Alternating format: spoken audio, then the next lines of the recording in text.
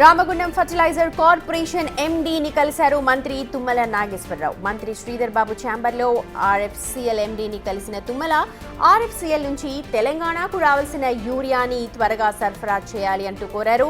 రాష్ట్రంలో యూరియా కొరత అంశాన్ని ఆయన దృష్టికి తీసుకెళ్లిన తుమ్మల వెంటనే సరఫరా చేసేలా చర్యలు చేపట్టాలన్నారు. అయితే తుమ్మల వినతిపై స్పందించిన ఆర్ఎఫ్సిఎల్ ఎండీ త్వరలోనే యూరియా సరఫరా చేస్తామని హామీ ఇచ్చారు.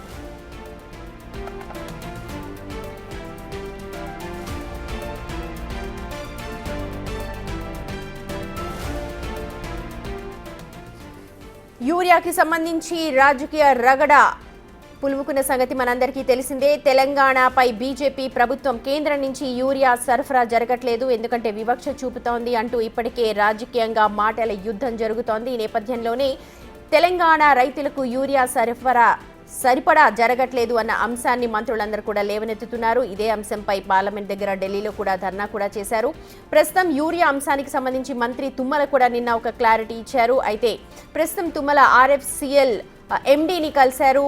ఛాంబర్లో తెలంగాణ రైతులకు రావాల్సిన యూరియాని సరఫరా చేయాల్సిందిగా, కావాల్సినంతగా ఆ చర్యలేంటో చూడాల్సిందిగా ఆ ఎండీని కోరినట్టుగా మనకు తెలుస్తోంది. దానికి ఎండీ సానుకూలంగా స్పందించారు. అయితే దానికి సంబంధించి యూరియా యూనిట్స్ అన్నిటి కూడా కేంద్రం పరిధిలో ఉంటాయి. మరి కేంద్రం పరిధిలోకి సంబంధించి మరి వీళ్ళకి ఎటువంటి అనుమతులు ఉన్నాయి, ఎంత మేర యూరియా వీళ్ళు సరఫరా చేస్తారు అన్న డీటెయిల్స్ కూడా మనకు తెలియాల్సి ఉంది. అప్డేట్స్ అందించడానికి మా ప్రతినిధి వాసు సిద్ధంగా ఉన్నారు. వాసు, మంత్రి తుమ్మల అయితే ప్రస్తుతం ఎండీని కలిశారు, ఆర్ఎఫ్సిఎల్ ఎండీని ఓకే అని చెప్పారు. కానీ ఎంత మేర వాళ్ళు మనకు పంపించే అవకాశం ఉంటుంది తెలంగాణకు, దీని డీటెయిల్స్ ఏమైనా చెప్పగలరా?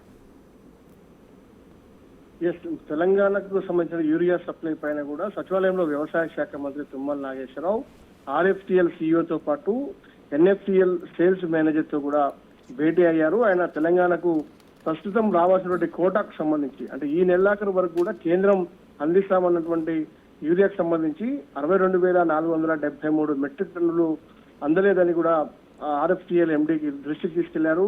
ఇక రాష్ట్రానికి సరఫరా ఆలస్యం అవుతుండడంతో రైతాంగం తీవ్ర ఇబ్బందులు ఎదుర్కొంటుంది అని కూడా మంత్రి వాళ్ళ దృష్టి తీసుకెళ్లారు. అదనంగా కనీసం 50% యూరియాను ఈ వారంలో ఇది ఏదైతే రామగుండం సంబంధించి ఆర్ఎఫ్టిఎల్, ఏదైతే ఆంధ్రకు సంబంధించి ఎన్ఎఫ్టిఎల్ నుంచి కూడా రాష్ట్రానికి పంపేలా చూడాలని కూడా వాళ్ళిద్దరిని కోరడం జరిగింది. ఆర్ఎఫ్టిఎల్ ఎండీ రాష్ట్రానికి కావాల్సిన యూరియాను త్వరలోనే సరఫరా చేస్తామని హామీ ఇచ్చారు. అయితే ఈ రామగుండం ఫెర్టిలైజర్స్ కంపెనీ లిమిటెడ్ సంబంధించి కూడా కొంత సాంకేతిక కారణాల వల్ల కూడా కొంతకాలంగా అక్కడ సప్లై తయారీ కావడం లేదని కూడా చెప్పిన నేపథ్యంలో కూడా దాని సమస్యను పరిష్కారం చేసి సాధ్యమైన తొందరలో తెలంగాణకు యూరియా సప్లై. అయితే వాసు, ఈ ఎన్ఎఫ్సిఎల్ కావచ్చు, ఆర్ఎఫ్సిఎల్ కావచ్చు, ఇవన్నీ కూడా కేంద్రం పరిధి నుంచే, అంటే ఇంత మేర మోతాదులో వీళ్ళు ప్రొడ్యూస్ చేయాలి యూరియా అని ఉంటుందా, లేకపోతే వాళ్ళంతటి వాళ్ళే యూనిట్స్ ఇన్నా అని చెప్పి పెట్టుకుంటారా?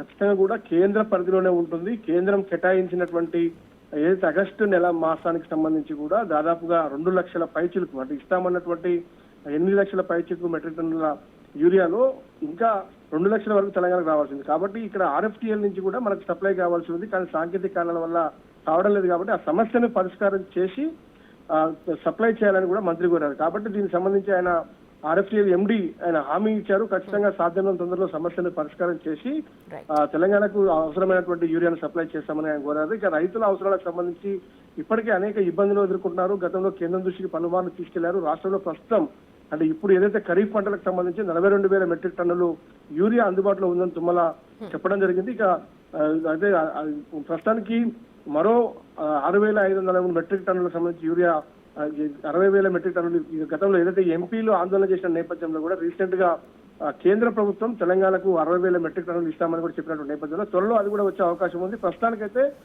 ఈ 1-2 రోజుల్లో 37,872 మెట్రిక్ టన్నుల యూరియా మాత్రం వచ్చే అవకాశం ఉందని మంత్రి కూడా అన్నారు. అయితే ప్రధానంగా ఇంకా ఈ ఖరీఫ్ మొత్తం కూడా పంటలు పండాలి, వచ్చే నెల అంత వరకు కూడా ఈ ఖరీఫ్ పంటలకు యూరియా అవసరం ఉంటుంది. కాబట్టి మరో 2 లక్షల మెట్రిక్ టన్నులు కూడా తెలంగాణకు సప్లై కావాల్సిన నేపథ్యంలో ప్రస్తుతానికి అందులో కనీసం 50% అయినా సరే ఆర్ఎఫ్టిఎల్, ఎన్ఎఫ్టిఎల్ నుంచి అందిస్తే బాగుంటుందని కూడా ఇద్దరిని కూడా దానికి సంబంధించిన సిఇఓను, ఇక్కడ ఎన్ఎఫ్టిఎల్ సేల్స్ మేనేజర్ కూడా కోరిన నేపథ్యంలో వాళ్ళిద్దరూ సానుకూలంగా స్పందించారు. సాధ్యమైన తొందరలో సప్లై చేసేందుకు ప్రయత్నం చేస్తామంటున్నారు. మరోపక్క కేంద్రం ఇచ్చినటువంటి హామీ మేరకు కొంతైతే ప్రస్తుతానికైతే తెలంగాణకు ఈ రోజు రేపు రాబోతోంది. కాబట్టి ఉన్నటువంటి 42,000 మెట్రిక్ టన్నులు రాబోయేటువంటి 37,000 మెట్రిక్ టన్నులు, అంటే దాదాపుగా 1,00,000 మెట్రిక్ టన్నుల యూరియా అయితే ప్రస్తుతానికి తెలంగాణకు వచ్చే అవకాశాలు కనిపిస్తా ఉన్నాయి. కాబట్టి కొంచెం సమస్యకు సంబంధించి కొంత అధిగమించే అవకాశం కనిపిస్తుంది. ఇంకా మరొక 1,00,000 వరకు వచ్చే నెల వరకు కూడా సప్లై చేస్తే పూర్తిగా రైతులకైతే ఇబ్బంది లేకుండా ఉండే అవకాశం ఉంటుంది. మంత్రి వాళ్ళిద్దరికి కూడా చాలా స్పష్టంగా అర్థమయ్యే విధంగా వివరించిన నేపథ్యంలో వాళ్ళు సానుకూలంగా స్పందించారు. RFTL నుంచి కూడా